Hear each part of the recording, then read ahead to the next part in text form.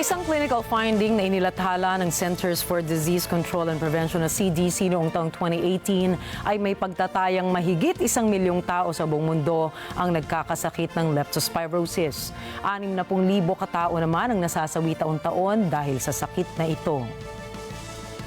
Ayon sa mga siyentipiko, seasonal ang sakit ng leptospirosis at karaniwan itong nararanasan ng mga bansang may tropical o subtropical climate.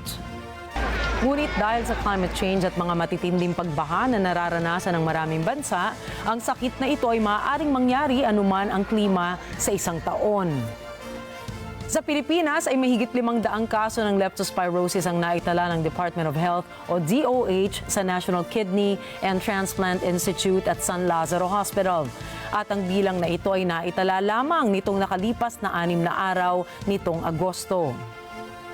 Sinabi ng DOH na inaasahan pa nila na lalong lolobo ang bilang ng lepto cases ng bansa dahil na rin sa bahang dulot ng hagupit ng bagyong Karina at Habagat.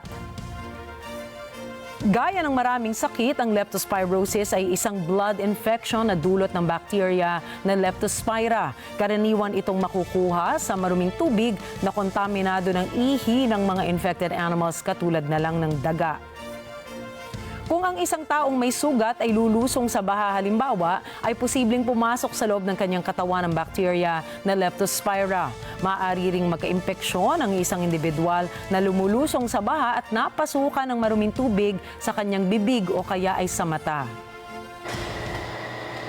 Magkakaroon na ng sintomas ng sakit na leptospirosis sa loob ng 5 hanggang 14 na araw, ngunit ang incubation period nito ay 2 hanggang 30 araw.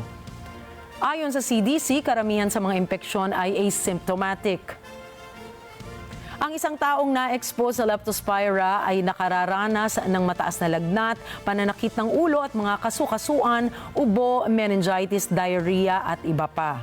Samantala, ang isang pasyente naman na may acute severe form ng leptospirosis ay naninilaw ang balat at mga mata. Apektado na rin kasi ang kidney ng pasyente, kaya kinakailangan din ito ng dialysis. Kaya payo ng health experts kapag lumusong sa baha at kahit wala pang nararamdaman ay agad ng kumonsulta sa doktor, lalo na at mas mataas ang mortality ng lepto kung late na itong ma-diagnose. Ito ay dahil ang mga sintomas ng leptospirosis ay halos katulad din ng sa lagnat, dengue, typhoid at hepatitis. Isa sa mga sintomas ng leptospirosis kapag moderate to severe na nawawalan po ng ihi dahil yung mikrobyong Leptospira nasisira po niya ng pansamantala ang ating bato or kidney. So kailangan saktolohan na nung makina habang pinapagaling na antibiotic. Pag tayo po ay napunta sa baha na palusong kahit hindi natin na ginusto, kahit wala pa ho nararamdaman, kumonsulta po sa doktor kasi merong antibiotic prophylaxis na pwedeng ibigay para wag na tayong mapunta sa ospital. Importante ho yan na kasi wala ho kayong mararamdaman in the next 7 to 14 days matapos lumusong. Kumonsulta ho, walang mawawala. Sinabi naman ng World Health Organization o WHO na maaaring iwasan ang pagkakasakit ng leptospirosis. Anila magsuot ng protective clothing gaya ng mga botas kung lulusong sa baha, takpan ang mga sugat ng waterproof dressings upang hindi makapasok ang kontaminadong tubig. Huwag ring lumusong, maligo o kahit magtampisaw man lang sa baha. Maghugas ng mga kamay o maligo pagkatapos lumusong sa maruming tubig. Linisin ang mga sugat kapag nababad sa baha. Huwag na huwag ding hahawakan ng mga hayop na may sakit o patay na. Uminom ng malinis na tubig.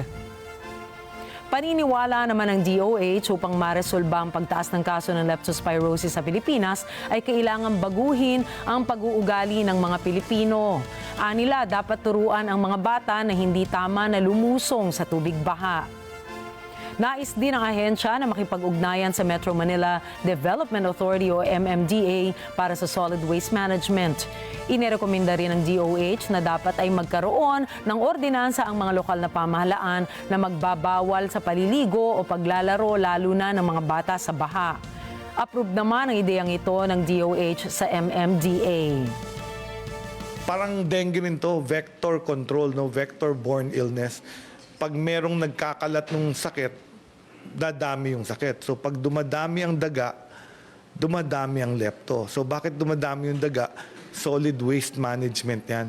So ang feeling ko, dapat maayos natin during the rainy season. Wala dapat mga tambak ng solid waste, di ba? Dapat nahahakot agad yan, nadadala sa wherever kailangan dalhin yan. At pag marami kasing solid waste, dumadami rin yung daga kasi may nakakain sila.